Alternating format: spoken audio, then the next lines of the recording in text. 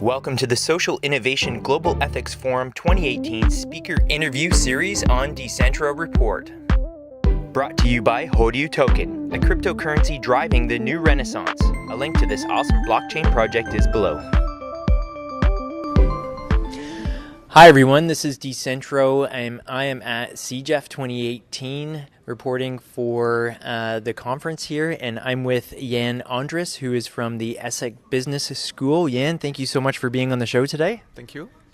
Cool, so you just spoke on the stage, and let's give you a chance to give viewers an overview of what your talk was all about.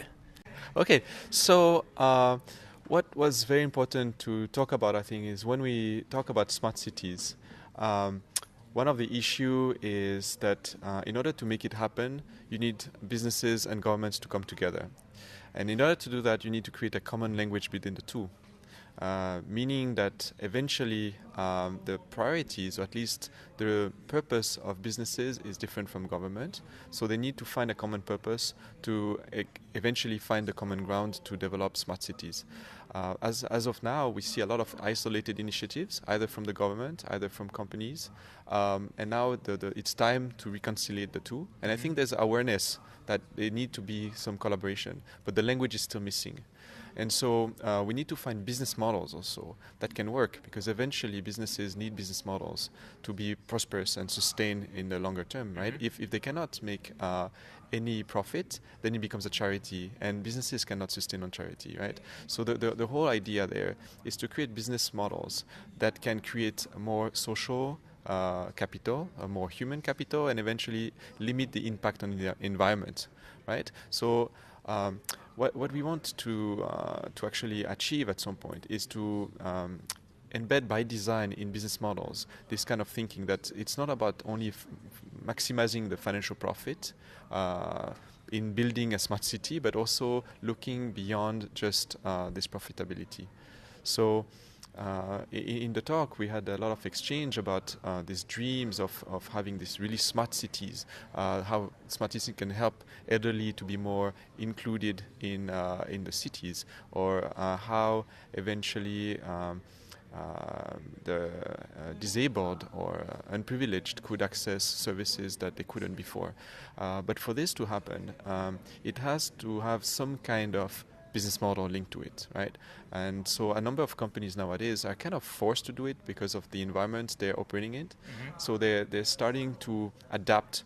So typically we mention Grab as a company which is trying to solve a lot of problems in Southeast Asia to grow its business. So as of today, it's a platform that is known for mainly real-time matchmaking between a passenger and a driver, right? Yep. But eventually now they're trying to solve bigger issues in order to create more inclusion. And there's a lot of things that are happening here in Southeast Asia about financial inclusion, social inclusion, driven by digital platforms, which were not in their initial purpose to address these kind of issues, but by, let's say, extension, they realized that if they don't address these issues, they could not operate or continue the operation of the business model, the initial business model. So they have to extend it. Yeah.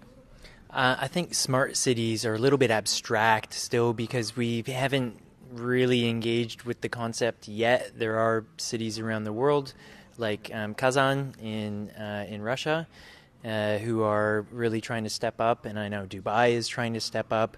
So other than helping the elderly or the less mobile, can you quickly outline a couple of reasons why we should make our cities more intelligent and the overall benefit for the citizens in the city?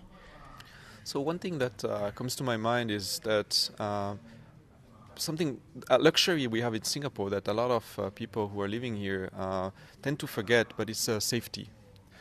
Safety for different things. It can be about crimes, right? But it could be also about safety on the road, safety for children.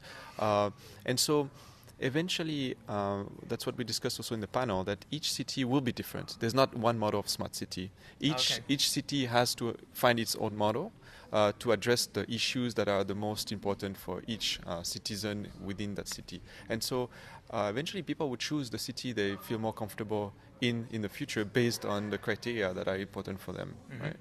And so safety is one that I think is important overall. People need to feel safe. That's a basic need for anyone. Afterwards, it's about maybe comfort and those next steps, right? And eventually social services, those kind of things. Yes. We discussed about the fact that a lot of developed countries face nowadays a problem with aging population, right? Yep. So how do we address that issue, knowing that the structures are not actually really built for elderly care or elderly citizens? And so what we discussed about just before in the panel, which was quite important, is that eventually businesses have to also address this customer segment, even though it's not the segment that is the most profitable. Mm-hmm. So maybe the government has to step in and provide incentive for companies to also and again, it's not charity. It's about enabling the business to address also maybe the less included people in the growth of the city. In a sense that we call it the digital divide in some way, right? A lot of people have access to a certain type of technology and they can use it and it's great for them, but there's a lot of people who cannot. And so we need to think about the people who cannot also. So that's very important, yeah. Okay, that's great. And at the start, you mentioned the language deficiencies between government sector and the business sector, in particular for smart cities. So have you had any success in, I guess, creating the dictionary or the protocol or the way that the two sectors can communicate together? Has there been any success already? I think it's mostly like isolated success, like ad hoc, right? It's not like a very big thing yet. Otherwise, everyone would adopt that, right? But already there's a number of let's say, guided principles that are supposed to help this communication to happen between cities and government. But to be really honest, I think at the moment we are at the phase of awareness. Now it's we need to start implementing and start working together in order to get there. And so, of course, a school like ESSEC Business School is really trying actually to also bridge this gap, right? So we are teaching our students also to look a little bit beyond just businesses. And so we have courses about geopolitics, for example, which is important for managers in the future to understand the context where they're involved in. It's not just the industry, but it's also beyond that. So, and I think it comes from education also, right? To be able to bridge the two and not build in silos solutions and thinking that it's the best way to do things. But unfortunately, I don't have any examples to share today as really like the common language that everyone can use for this kind of partnership at the moment. Yeah, well, ad hoc successes, that's how everything always starts, and it just pools together and eventually becomes that big success. So good job. I'm really looking forward to living in a smart city for the benefits. Thank you so much for being on the show. Best of luck with your mission. Yeah, thank you very much. Okay, cool. Thanks for watching, everybody.